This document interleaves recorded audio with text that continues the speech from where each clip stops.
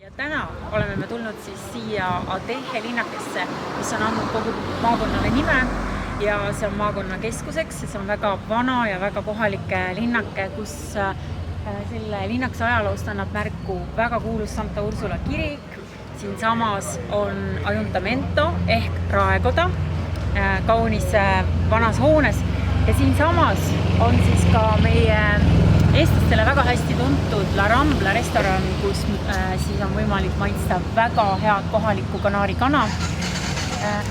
Ja samas siitsamast kõrvaltänavast on siis müüa ka väikesed mõnusad vanalinna keskuses asuvad stuudiod eraldi väikeses majas, mille kõrval on ka parkimismaja, mis siin on väga oluline, kuna vanalinnades parkimine on tõsine probleem ja peavalu, siis siin on linnavalitsus asja peale mõelnud ja ehitanud mõnusad parkimismajad.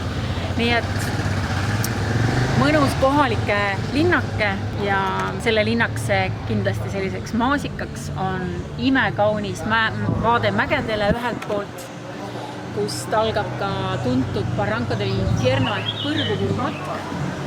Ja samas on siit ülevalt alla võimsad vaated Atlandi ookeanile ja naabersaartele ja kindlasti osadest korteritest ka siis kaunid loojangud naabersaarele La Gomerale, El Hierrole ja La Palmale.